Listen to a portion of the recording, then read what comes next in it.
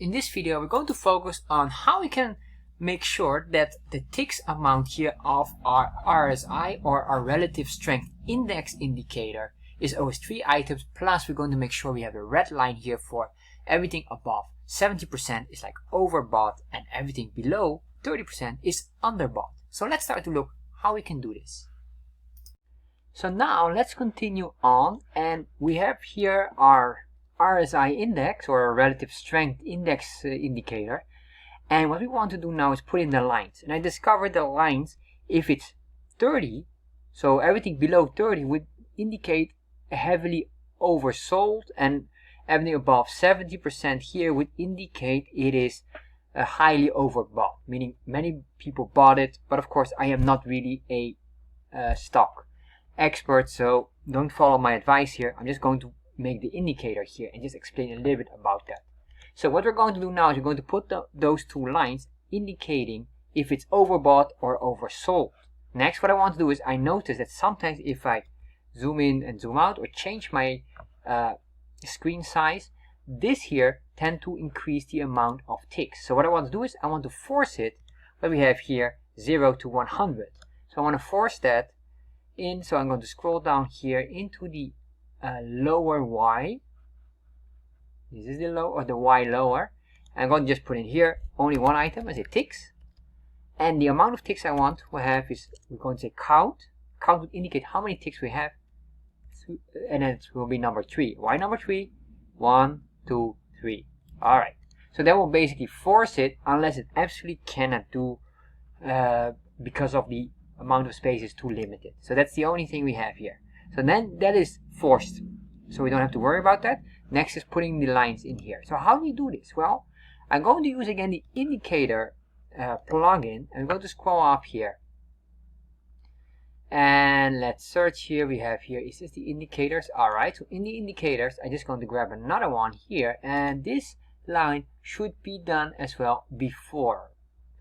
We have this here, now we can just put it within here. I'm going to enter. And what I realize is maybe here we have the chart. Alright, so this is fine, except we need to probably extend this one now. So let me show you what I'm talking about. Because we have this part here, what would be more nice is just to rebuild the same functionality, but it doesn't make any sense to have it twice. But then specifically for this. However, we can do it here. We can just do it here as well. So what I'm going to do is, and what I will say here, first of all, I do a console log, and I want to show you here chart.scales. So basically chart.scales, and not going to X and Y. If I save this, refresh, open up developer tab, and let's extend this. We can click on this and you can see here what we get, including the Y lower. The reason why we have this now is because we define a stacked chart here, or basically a stacked scale. So now we have access to this. Normally this doesn't exist, only X and Y would exist. So we have this here, and now we can probably pinpoint the lines and draw the lines quite quickly. So what I'm going to do is, just to make it easy, say comma here, and then all I want to do here is, we have the Y lower. We're just going to grab that, put in here. Y lower with capital L is a new item in our scale.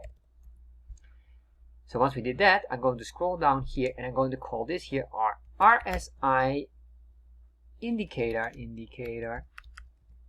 and here, well, what we're going to do here is quite straightforward. What I want to do here, we have this one here, and what I want to do is, well, first of all, let's get a begin path, and I just have to check here. I'm going to put that in there, and then I'm going to use ctx.move tool.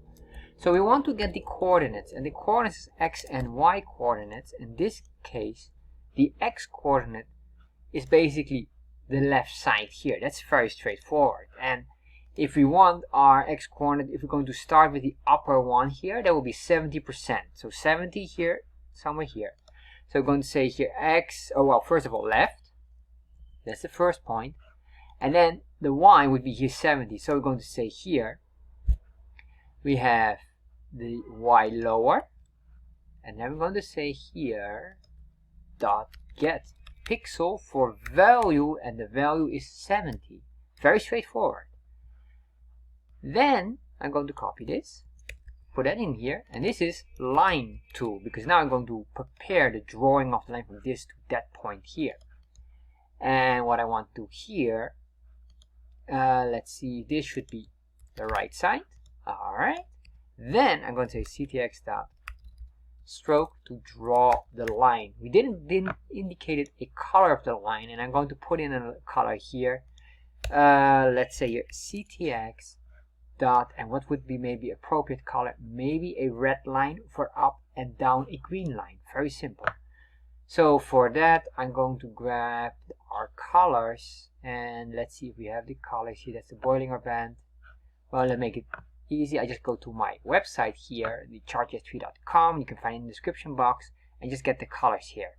So this is the red color, so I'm going to grab this color here, and I'm going to put that in our indicator here, the RSI. So I'm going to say here stroke style,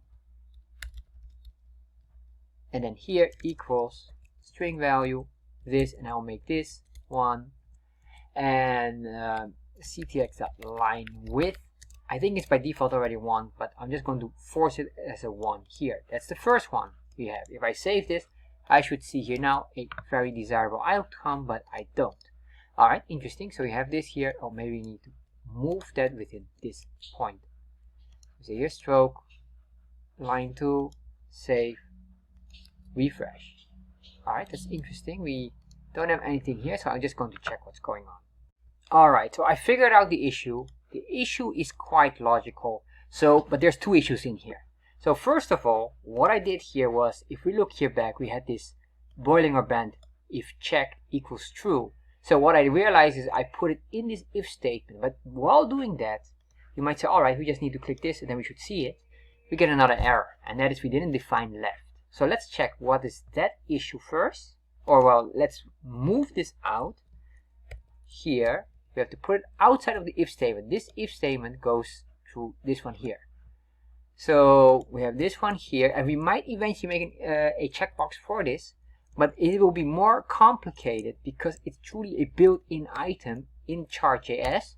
So we have to probably remove a object or basically an array with that in there, but that's a complicated matter. So don't worry about that. Alright, so we move this out. So it recognizes now the next error here, which is just a simple error in the object destructuring here.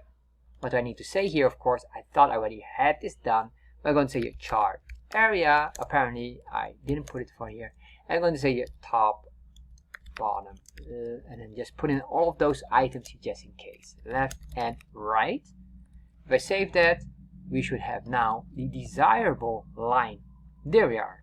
So that looks quite nice. Now we have that. So then what we could do here is we can do another item as well. What I'm going to do here, we can make a function out of it.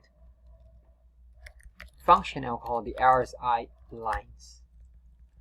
And here we have maybe the X start and the Y start, and then we have the X end and the Y end, and then the color of the line.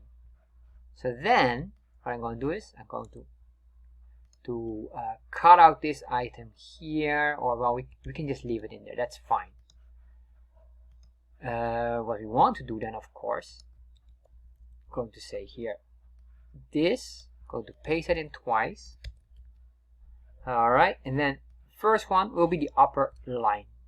I'm going to put it there, and I'm going to put this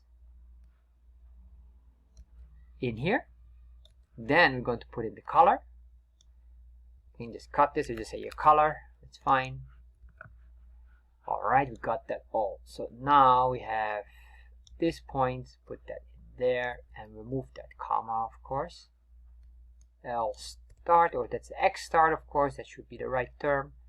There. And we're going to move everything else here. Put that in there. And alright, we have that one. We have both of those. Let me double check. Of course, this one here still needs to be done. So what we're going to do here, I can just copy this entire code, put it in here, And remember here we're going to work with a 7 of a 30%. And then here the color, I'm just going to grab here for my website, get the green color, that is this one here. Cut that or copy that part and make sure that's a string value or else it won't be recognized. And I'm going to say solid green. Let's save that, or let's bring it like that. Save, and then you're going to say here ctx.restore. So undo everything afterwards. Save that, refresh. Alright, at 398. Let's see here. Of course, this is not allowed. You need to have it like that. Cut that and put it in here, of course. So then, semicolon here, save, refresh. Absolutely phenomenal. Now we have our item here with this line. That is absolutely phenomenal. If I go like that, there you are. So you can see here, and if you have the Bollinger Band and those two here, they're all working. And I will eventually look at how we can solve to make that as clickable as well. So now we have this, and I think what's maybe nice as well to try another one as well. We're going to put in another one here, which has like a different structure. So that will be in the next video.